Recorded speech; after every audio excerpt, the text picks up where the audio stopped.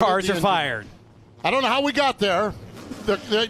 One of the absolute neatest national anthems, and I don't know if our microphones picked it all up, but about halfway through, I took my headset off, and the crowd was all singing the national anthem, and then she finished strong with it, and we're all good to go, and we got cars fired up. I am so pumped up about this. This is going to be a great, great night for sure. This is going to be a great night. We'll do a quick introduction of the drivers for you to kind of let you know who's starting where. At the back of the field, the 17 is Joe Valento out of Minnesota. The 51 is Ethan Johnson, and the 50 in row number 8 is Daniel Bunchanan. Row number 7 on the outside, the number 2 is Brandon Pierce. On the inside is the number 91. The driver is Jonathan Schaefer from Ashland, Ohio.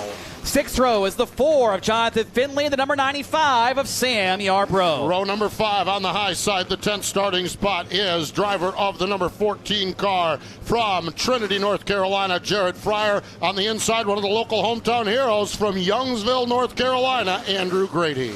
Starting 8th in the blue and pink, number 44 out of Roxborough is Justin Johnson. His teammate and current runner-up in the series standings, Caden Honeycutt, starts 7th. Deke McCaskill from all the way, 1 mile away in Raleigh, North Carolina, is in the 6th starting spot. On the low side of him, starting in position, number 5. It's the number 24 car from Manassas, Virginia, Mason Diaz. Fredericksburg, Virginia. The still Jack Ingram throwback, number 99, is Lane Riggs. Great looking car, that's for sure. Now your front row starters. On the outside of row number 1, the number 81 car picked up a win a couple of weeks ago. It is from Manassas, Virginia, Minnie Tyrell, and on the pole position with a time of 12.905, speed of 69.740 miles per hour. It is your current point leader, Bobby McCarty. Bobby McCarty in the 22 car from Kernersville, North Carolina. There is your 17 car field, and they are lined up behind the Puryear truck lines. Pace vehicles out on the back straightaway. Fantastic trucks as the field circulates, and already under pace laps, you can see how tight of a quarter mile this is going to be. And look at that, even the back of that truck, the steel replication of the raising of the flag at Iwo Jima, or I should say the re-raising of the think they were putting that flag up. They were keeping it from falling down at Iwo Jima nearly 80-some years ago. So really cool in the back of those Puryear truck lines, machines, and it kind of shows you just how proud they are, in fact, to be Americans as well. While the field begins to assemble and works temperature into the tires, the engines, of course, I'm Tony Stevens. If you're just joining us on social media, Steve Post is with me in the booth. And the third member of our talent team is down on pit road. You might recognize him as well. That is Alex Hayden with some various things that we should expect over the course of 125 laps. Alex, what you got with us down trackside? Most important thing, guys, is the fact that the tires they qualified on are the tires they have to not just race on, but race the entire race on. They're going to have to make these tires last. Talking to all the drivers here this afternoon after the practice session, they said the right rear tire is going to be key. Deke McCaskill, he's got a lot of laps around here. He started racing here at Wake County Speedway back in 1991. He said you have to maintain the right rear. Expect some of these veteran drivers to drop towards the back of the field. Don't worry if you're a fan. They're just going to simply keep pace. They got to stay on the lead lap. But we all know when you race at a bull ring, that's tough to do. Tough to do, that's for sure. Always a thrill. Love working with my buddy from Motor Racing Network. We do it up and down the road each and every week. And great to do it at one of his home tracks, Wake County Speedway. So glad we got Alex Hayden joining us here tonight. Man, I'll tell you what, I've been pumped up about this one since I saw it on the calendar when they announced the Cars Tour. America's favorite bull ring, the best drivers in late model stock racing. This is going to be a treat, that's for sure. It's going to be a treat, no doubt. Again, like you, I've looked forward to this since it was announced. Unfortunately, we had to delay this race little bit. Yeah, last night it was supposed to be in August, right? Yeah, it was supposed to be August 14th. Yeah, a date I could not make. Turns out this worked out well. Yes, exactly. you and me both in the same boat. Sometimes these delays work out well, and we can say, ooh, that one's going to fall right into my wheelhouse. No, seriously, it is great. Look at the weather conditions right now, 75 degrees, wind north from the north of 13 miles per hour, 72% humidity. We have had some pop-up mist, some pop-up rain. I looked at my weather app when I was standing out on the porch in the rain, and it said no rain within 60 minutes. but it was sprinkling here. So it is something we're going to need to keep an eye on, one eye to the sky, especially when we get into the second half of this race, might come into play as well. So all kinds of variables here, all kinds of excitement at Wake County for sure. All kinds of excitement, and looking at the championship picture, Steve, that's where the big story is, the war, if you will, and it's winding down. 2 races to go, including here at Wake County. 1 point separates Bobby McCarty and Caden Honeycutt. 12 back to Justin Johnson. We saw how quickly a deficit can go away a week ago at Florence. Jared Fryer mathematically alive, but he's going to need some help. There's about 3.5 guys there. You talk about that point deficit. There's about 3.5 guys that need to worry about those points. What that means is there's 14.5 guys that are looking at a $10,000 paycheck tonight. Puryear Trucking has dumped in, and this is the biggest payday of ever in the history of Wake County Speedway, and so consequently $10,000. So if you're those 2 guys, if you're Bobby McCarty and Caden Honeycutt that you see on our screen here on Cars Tour TV, if you're those 2 guys battling for this point title, you've got a number of things in mind. If you're 4th, 5th on back in the point standings, there's a 5-digit payday, and that's before the decimal point on the line tonight. This has got the making. I don't even know what to expect with that $10,000. Is a wrinkle to this one that, well, it could mean a lot of wrinkles in fenders. It could, and Bobby McCarty and Caden Honeycutt have both said, look, race wins take care of points. So they too going for 10 grand. And you mentioned it, the bonus up front, the bonus in second, the bonus for third as well. And look at the flag stand, Steve. The Capital Chevrolet flag stand sees the 1 to go signal from Brandon Willard. All right. The field is set into turn number 2 now. The pace vehicle, when he gets to turn number 3, will accelerate and get out of harm's way. I don't know about harm. I know about excitement, that's for sure. And for the start of the Puryear Trucking 125 for the Cars Tour, who is the voice of the Cars Tour, Tony Stevens. Through the KRC Power Steering start zone, the green flag is in the air from young Pearson Cox. And the Puryear Trucking 175 weekend.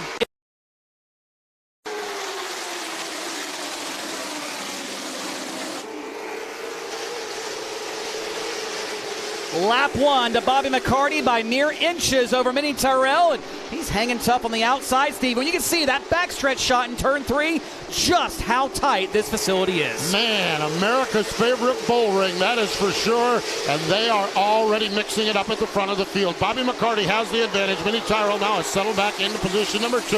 Lane Riggs finished 3rd the last time the Cars Tour. That's where he sits. 4th spot is Connor Jones, Mason Diaz, and Deke McCaskill slugging it out for the 5th spot. That 5th spot is a good battle with Deke up top, Mason on the bottom. And Mason Diaz sticks it in there, and Connor Jones 3 wide. And that was right in front of Caden Honeycutt. Exactly.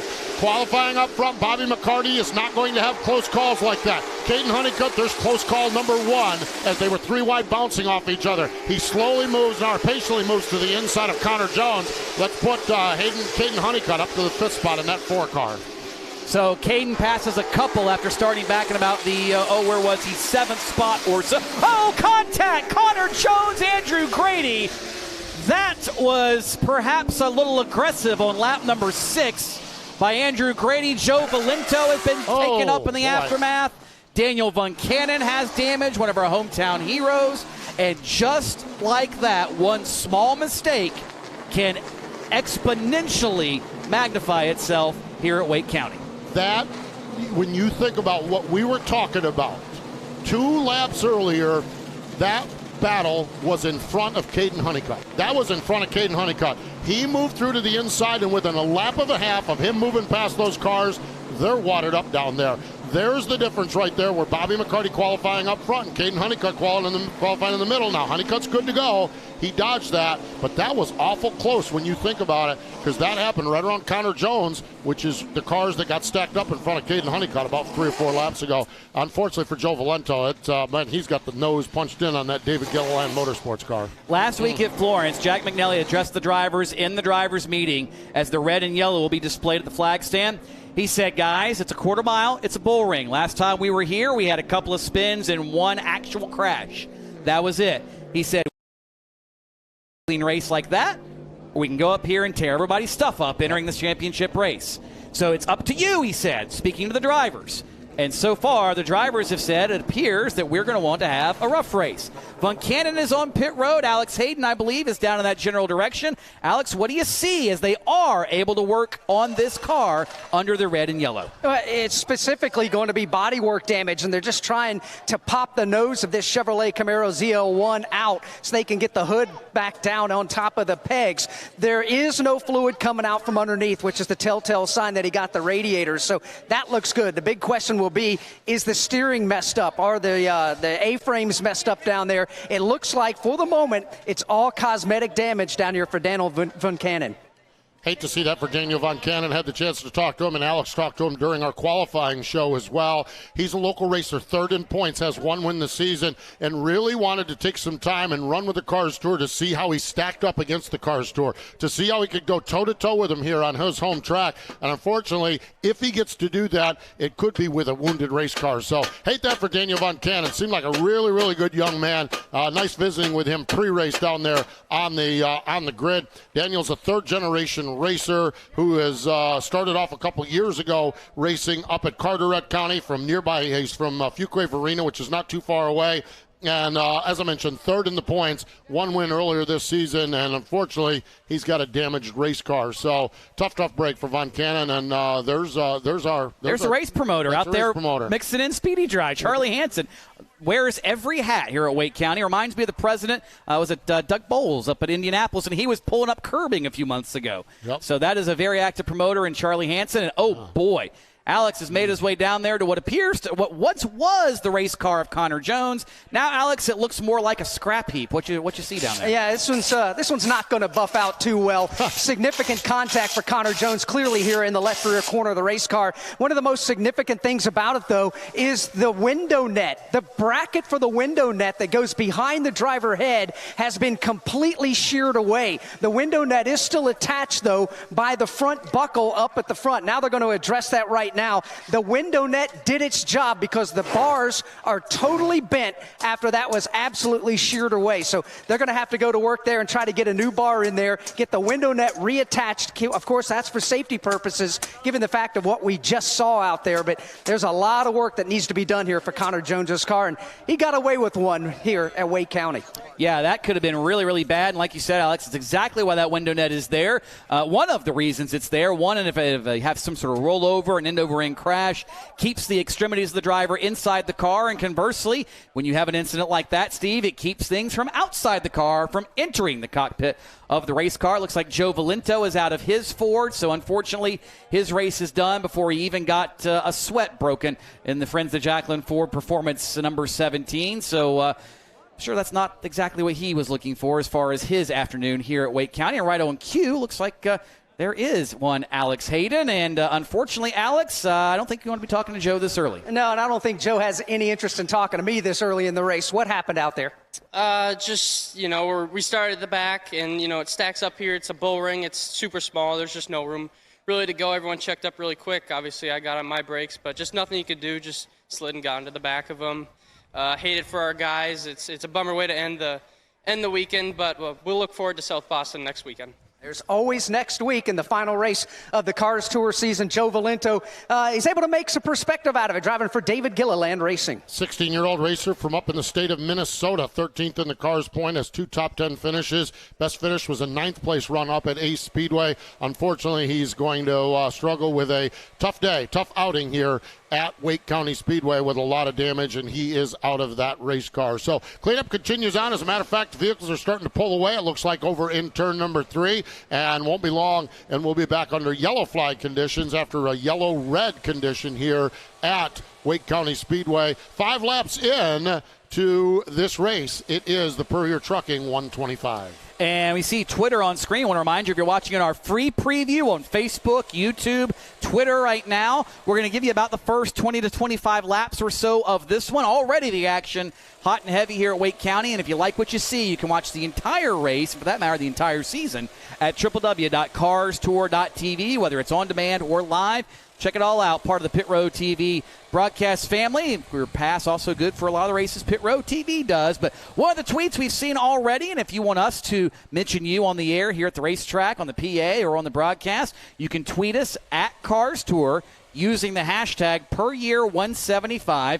like our pit reporter Alex Hayden did earlier today upon his arrival, saying that, yeah, Car Store is here at Wake County. You can watch it all with us. I know he was looking forward to this one, and everybody so far we've talked to has been great photo-taking skills, too. Well, Alex Hayden has some great photo skills. So does that guy. Yeah, that guy. So does that guy. Man, that guy, no, that is loving life, that's for sure, here at America's favorite bull ring. So there is, on your Car Store TV, there are your examples from Alex Hayden and yours truly. We need other people to send in.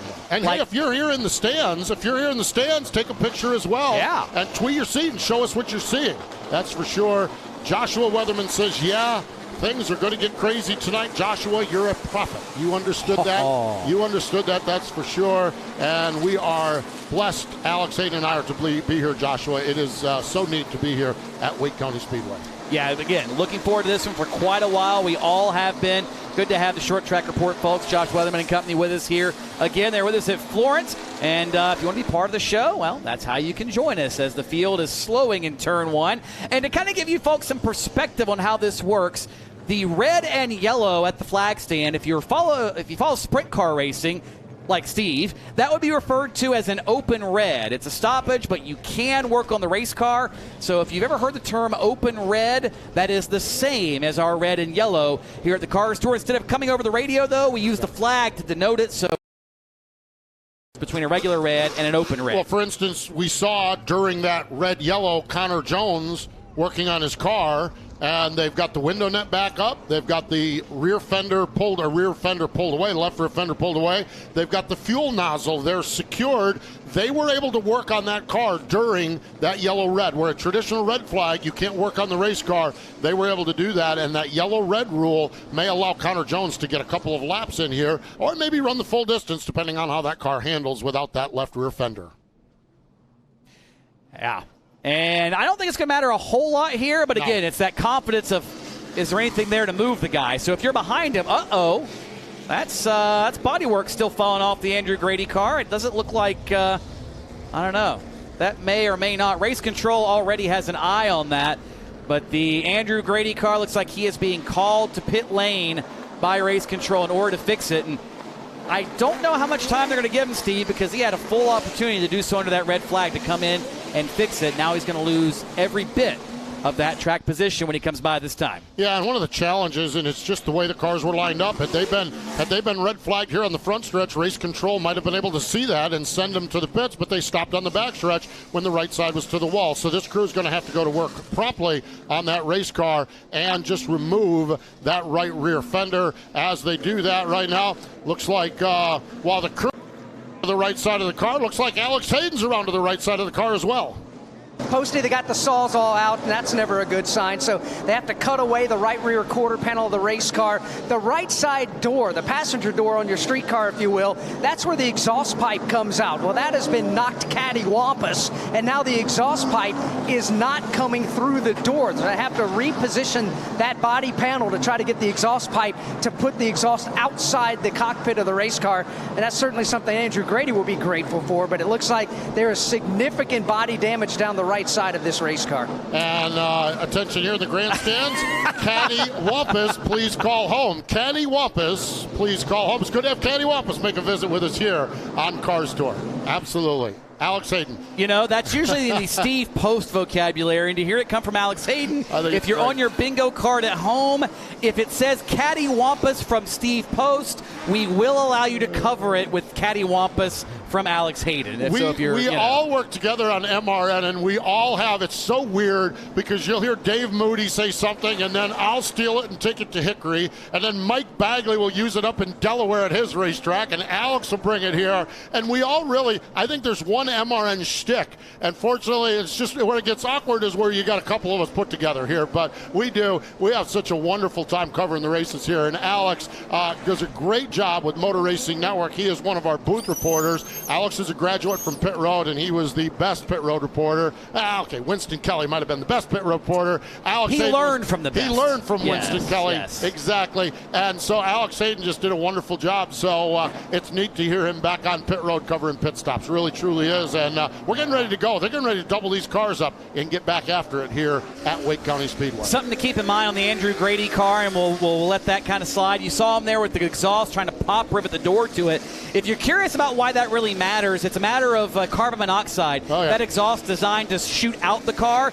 Those panels are inside the car, and it'll hit that door and be in the car with the driver. That's not a good situation. So hopefully they can get that righted to where the fumes are directed out of the race car, not into the race car for Andrew Grady. Good news is they got the fender and everything off, so that should be good. They will get the 1-to-go signal this time, Steve, and that means in just a few seconds we'll be racing it again. Absolutely. Bobby McCarty and Minnie Tyrell on the front row. Lane Riggs and Mason Diaz in row number 2. Row number 3 is Caden Honeycutt and Deke McCaskill. Those are your front 6 racers right now as we are set. See if we can log some laps here. 5 laps have been completed. One other of the protocols in racing, and by the way, Andrew Grady is rolling out onto the speedway, so he is going to be able to rejoin at the tail end of the field. One of the other protocols is that 60 laps, if we get a 60-lap run, there will be a caution. So hopefully we can get this thing rolling along and maybe get 60 laps in without a caution. There would be a competition caution. Back under green, same scenario. Bobby McCarty, after a lap and a half, wrestles the lead away from Minnie Tyrell. And even on that restart, Steve, it's like everybody was a little bit calmer. They saw what can happen in turn 3, and it seems like turn 3 may be the trouble spot here because of the way you enter the corner. It's a little easier to get yourself in a precarious spot over in that end of the speedway as opposed to, say, turn number 1. And speaking of precarious spots, Caden Honeycutt doesn't want to be in one. Here he goes, looking for third on Lane Riggs. He'll take it this time by. So Honeycutt moving forward early here in this one. And right in tow is Sam Yarborough down on the bottom of the speedway. So Lane Riggs getting a quick shuffle, and Caden Honeycutt, he muscles his way to the inside of Minnie Tyrell as well. Minnie Tyrell in that number 81 runs in second spot. But Caden Honeycutt wants to keep an eye on the front of the field, wants to keep an eye on his point rival, Bobby McCarty, and so he is up there in the third spot now. Boy, tight corner racing up off from turn number 4. Where did the 4th place driver come from? Sam Yarborough started 11th, and in 10 laps he's up to 4th. Here goes Honeycutt now for 2nd by Minnie Tyrell. I think Caden Honeycutt is a man motivated to win this race. If he's able to pull it off, it'll be his 3rd of the season. And with more potentially on what's going on down there in the pits, let's head down to Alex. You guys talked about Sam Yarborough and his charge to the front of the field. When I talked to him after qualifying, he told me he messed up not one but both of his qualifying laps, specifically going into turn number 3.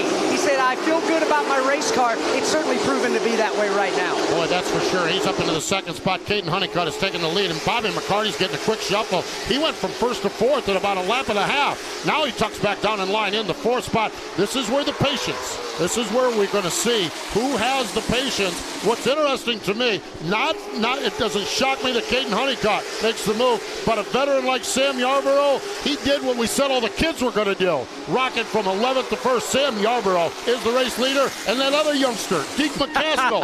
Wait a minute. I was told the kids were going to jump out and be rabbits, and the veterans were going to be the ones waiting around. Sam Yarborough and Deke McCaskill playing the role of the kids here tonight as they now run 1st and 2nd. New leader, Sam Yarborough at the front of this field. Less than 15 laps complete in this one. And the top 3, Steve, are starting to pull away from Bobby McCarty in that 22 car. Bobby McCarty runs in 3rd spot. Lane Riggs runs in 4th. And we are starting to get a little bit of a rhythm to this one right now. A little bit of a lap times here starting to roll off. So Sam Yarborough is the race leader. Sam, a multi-time champion down at Myrtle Beach Speedway, has a Cars Tour win at Myrtle Beach Speedway. Now, Myrtle Beach Speedway has one thing in common with Wake County.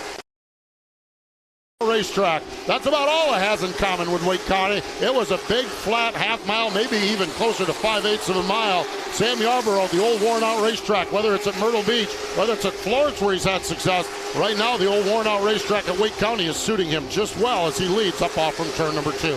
Yeah, he's up front. There comes the 4 of Jonathan Findlay, the black number 4, just got by Minnie Terrell. That's for position number 7. As McCarty's starting to back everybody up. And by the way, if you're watching on social, you got about 60 seconds until we hit the button. Lap number 25 is when we're cutting off this free preview. So if you like what you see, head on over www.carstour.tv so you can watch everything here from Wake County. And while we watch this battle for 4th on back, let's head down once again to Alex Hayden. Bobby McCarty, the pole winner, and obviously the championship point leader. If you're a McCarty fan, don't worry. The car is good. He's just simply saving the tires right now. And it is a bit interesting. You guys talked about the veterans in Yarborough and McCaskill being the rabbits here today. If their cars are that good saving tires, they may have something by the end of this. Very good point, Alex. Very good point. I'm going to be fascinated to see how this plays out because I kind of had those guys pegged as kind of riders for the first portion of it. And if this is riding, I can't wait till they unleash these puppies and see what they have. Yarborough is the leader. Deke McCaskill is second. Caden Honeycutt, Bobby McCarty, Lane Riggs, your top 5 as we are working.